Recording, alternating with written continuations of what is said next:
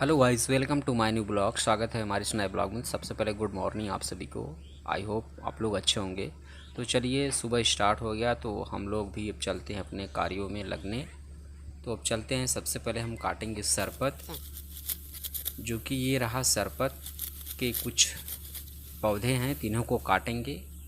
क्योंकि ये झोपड़ी बनाने की प्रथम प्रक्रिया है, जिसके अंतर्गत पहले हम सरपत काटेंगे, फिर उसके बाद बांस वगैरह काटेंगे, फिर उसका जो निर्माण सामग्री रहता है वो पूरा जुटाने के बाद धीरे धीरे तब जो है कहीं जाके झोपड़ी तैयार होने में काफ़ी ज़्यादा समय के साथ साथ काफ़ी मेहनत, और मेहनत के साथ साथ काफ़ी इसमें सामग्री लगती है। तो चलिए हम बारी बारी आप सभी को दिखाते हैं झोपड़ी शुरू से कैसे यानी बनाई जाती है, क्या क्या उसमें सामग्री लगते हैं।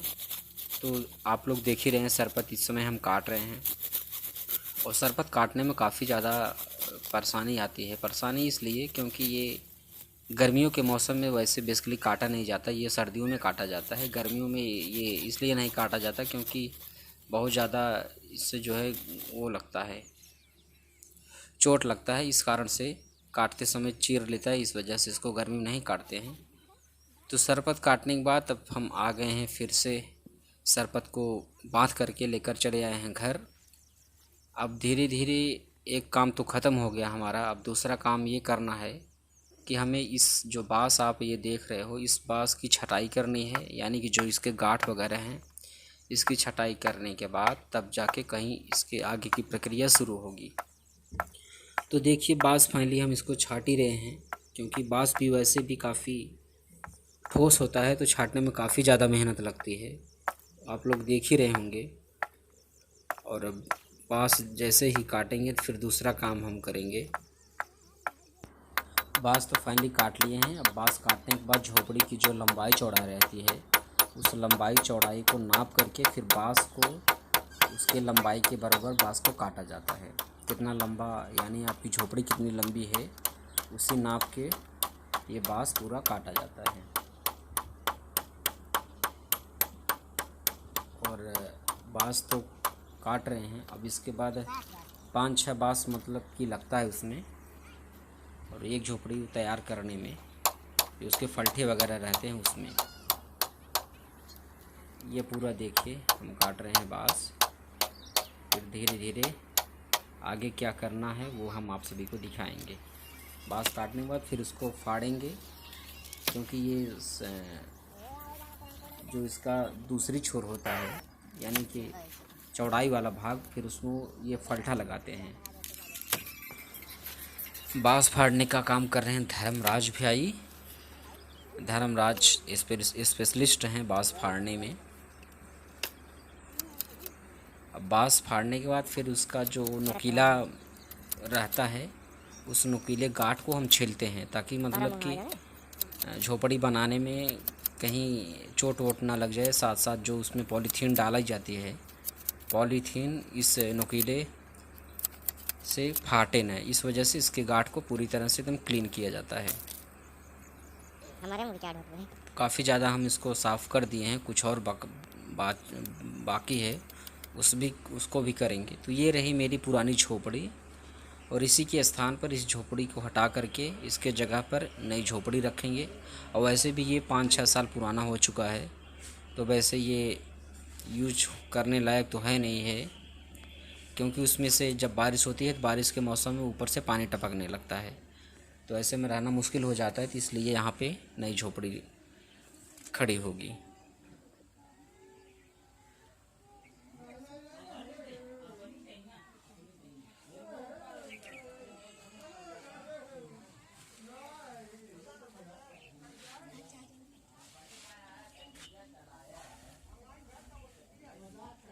कहाँ कटा बा? कहाँ कहाँ काटे देखा देखा खुनवा निकलता हमारे हेया खुनवा निकल हेया हेया देखा या या या या यह देखता खुनवा, यह देखता तू आपन तो काटा खून निकल गई और तोहरे में कहाँ खून निकलता है तो दिखावा। तो ठाठ बाट जो उसका होता है ढांचा बनाने से पहले जो रस्सी होती है, उस रस्सी को भिगोते हैं ताकि बांधने में ज़्यादा समस्या ना हो, रस्सी टूटे ना। तो ये रही झोपड़ी की हमारी ढांचा जो कि उसकी लंबाई चौड़ाई है, और इस ढांचे को हम इस रस्सी के माध्यम से और जो कैन होता है उसके माध्यम से इसको बांधेंगे। तो इधर बांधने का काम मेरे साथ कर रहे हैं धर्म भाई, मैं पकड़ा हूँ इस रस्सी को, साथ ही जो कैन वगैरह है उसको पकड़ा हूँ, और बांधने का काम कर रहे हैं धर्म भाई, क्योंकि धर्म काफ़ी अच्छा बांध लेते हैं। और मैं तो खैर उतना बांध नहीं पाता हूँ, लेकिन फिर भी उनका सहयोग करने के लिए हम साथ में लगे हुए हैं। और ये देखिए, इसको पूरी तरह से टाइट बांधा जाएगा, क्योंकि यही मेन ढांचा होता है। जो झोपड़ी होती है, झोपड़ी का मेन ढांचा यही होता है, यहीं पे पूरी झोपड़ी जो है टिकी हुई होती है। तो ये देखिए, अब दूसरा फलठा जो है धर्म भाई रस्सी काट करके बांधेंगे। पकड़े। तो ये हो रहा है बांधने का काम। शुरुआती दौर में जैसे कि जब ढांचा तैयार किया जाता है, इसी रस्सी के माध्यम से ढांचा पूरी तरह से एकदम टिका होता है, यानी कि जितना टाइट आप रस्सी बांधोगे उतने ही ज़्यादा मजबूत इस झोपड़ी का ढांचा होगा, जो कि ज़्यादा समय तक चलेगा, टिकाऊ रहेगा। तो आप लोग देखते रहिए, आनंद उठाते रहिए और कुछ सीखते भी रहिए। ढांचा तैयार करने के बाद कुछ बांस जो होते हैं वो थोड़ा बढ़ जाते हैं, तो उसको काटना रहता है, काट दिया जाता है ताकि चोट वगैरह न लगे। तो इसीलिए उस बांस को धर्म भाई काट रहे हैं। और हम लोग अब उसको बांधने के बाद थोड़ा नाश्ता कर रहे हैं लाई का, जिसमें नमकीन मिला करके, प्याज वगैरह डाल करके। तो ये देखिए, ढांचा तैयार करने के बाद अब इस पर जो है सिरसौटा, यानी कि जो सरसों का वो पेड़ रहता है, उसी के ऊपर फैला देते हैं, ताकि पॉलीथीन फैलाने पर पॉलीथीन फटे ना, और अंदर जब जगह नहीं रहता तो आसानी से पॉलीथीन पड़ी रहती है। ढांचा तैयार करने के बाद तो सबसे पहले हम लोग फैलाएंगे पॉलीथीन, नाप कर काटेंगे, यानी कि जो झोपड़ी की लंबाई चौड़ाई है उसी नाप करके इस पॉलीथीन को जो है फैलाएंगे झोपड़ी पर। तो काटने का काम कर रहे हैं धर्म भाई। धर्म लगभग चीज़ों में स्पेशलिस्ट हैं, छुरी के माध्यम से इसको आसानी से काट रहे हैं। काटने के बाद फिर इसको फैलाया जाएगा झोपड़ी पे। तो चलिए, आप लोग देखते रहिए हमारे इस ब्लॉग को, इसी के माध्यम से कुछ सीखते भी रहिए। यहाँ झोपड़ी कैसे तैयार की जाती है। एक साइड तो काट ही लिए, दूसरे साइड भी काट रहे हैं, और काफ़ी तेज काट रहे हैं धर्म भाई। ये देखिए पूरा व्यू। छुरी थोड़ा इनकी कमज़ोर हो गई, तो उसको उस पर धार धर रहे हैं ताकि आसानी से हर चीज़ कट सके।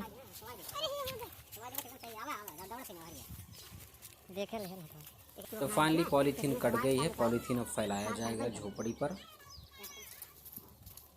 ये हो रहा है फैलाने की प्रक्रिया। एक साइड हम पकड़े हुए हैं, एक साइड शिवम और धर्म भाई पूरा अपना देख रहे हैं कहीं ज़्यादा कम ना हो, और लंबाई के हिसाब से इसको पॉलीथीन को पूरा फैलाया जाएगा। थोड़ा छोटा पड़ रहा था, फिर जो पॉलीथीन बची हुई थी तो उसको काट रहे हैं। काटने के बाद जो जगह बची हुई है उस पर उसको फैलाएंगे, ताकि पूरी तरह से झोपड़ी पर ये पॉलीथीन फैल जाए बारिश के मौसम में, ताकि पानी यहाँ से टपके ना। जो नई झोपड़ी बन रही है, ताकि पानी टपके ना।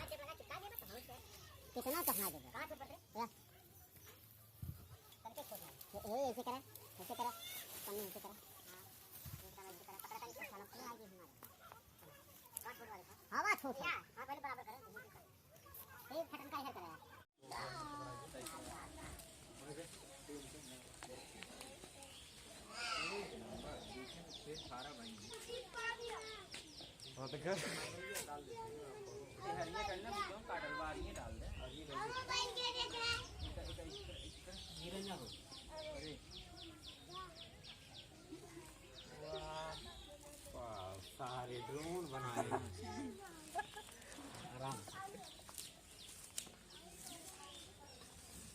अभी गिरे बनाए जनता उनका रिकॉर्ड करें, देखिए ड्रोन कैसे बनाए। रुका रहा गिरे ना 1500 जाए। गिरी गिरी गिरी गिरी अरे तारे के बांध दे, एकदम फेंक अंदर कर।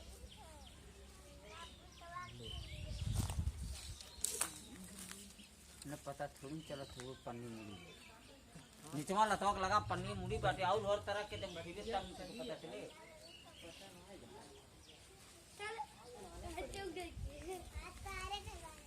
अरे खे कुछ पनीर हो कुछ अपने हवा हवा होकर मुँह देखा हम का करी कहाँ थामी हवा चलाता टूट जाता तो का करी। बस बस अब आराम से ले ले क्यों पकड़ा मुझे कैसे बढ़ा भाई और बढ़ा ये जो मैं के बढ़ा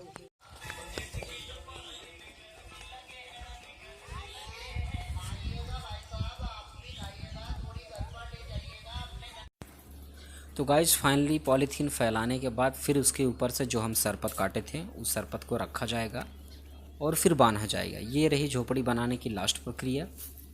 और इसके अंतर्गत क्या होता है कि जब आप सरपत को फैला देते हैं फिर सरपत को बांधेंगे तो अब 2 यानी कि 5-7 फल्टा लगा करके और जो पॉलीथीन फैलाते उसके ऊपर फिर सरपत को फैलाकर बांधेंगे। ऐसे में पॉलीथीन भी सुरक्षित रहती है और चूने का जो डर रहता है वो भी ख़त्म हो जाता है। तो बारिश का मौसम अब तो आ ही रहा है, तो ऐसे में अगर पॉलीथीन नहीं डालेंगे तो फिर झोपड़ी का कोई मतलब नहीं। और वैसे भी विदाउट पॉलीथीन की जो झोपड़ी पहले बनाई जाती थी उसमें बहुत ज़्यादा सरपत बहुत ज़्यादा मटेरियल्स लगता था, लेकिन अब वैसे उतना ज़्यादा लगता नहीं है क्योंकि अब उतना कोई काम भी नहीं करना चाहता है। लोग अपना कम ही चीज़ों में ज़्यादा वो करना चाहते हैं। तो ये बांधने की प्रक्रिया इसमें धर्म भाई करते हैं। धर्म भाई इसमें अकेले करेंगे क्योंकि पॉलीथीन में छोटा सा छिद्र करना होता है और उसी छिद्र से फिर तार के माध्यम से इस बांस को बांधते हैं। और वैसे भी अगर पॉलीथीन में ज़्यादा छिद्र हो जाएगा तो फिर बारिश के मौसम में पानी झोपड़ी से नीचे टपकता रहता है। और ये जो लास्ट वाली प्रक्रिया है इसमें काफ़ी ज़्यादा प्रॉब्लम होती है क्योंकि बांधने में, और बहुत सावधानी पूर्वक इसको करना रहता है क्योंकि ज़्यादा पॉलीथीन फटे ना।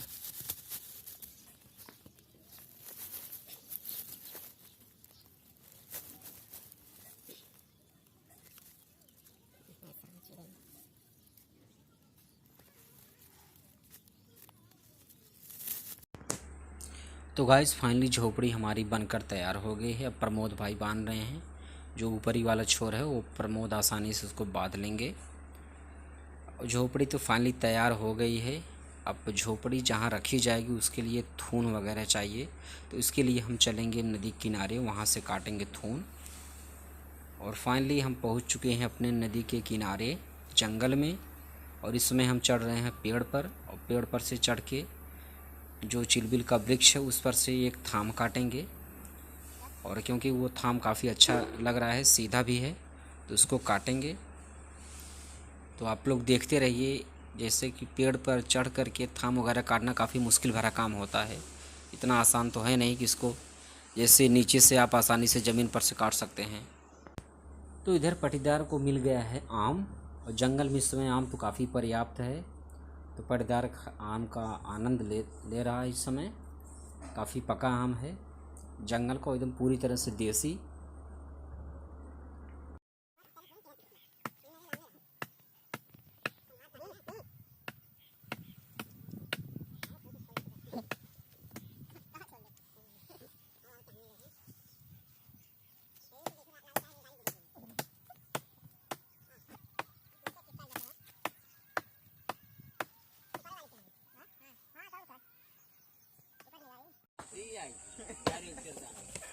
काट काट काट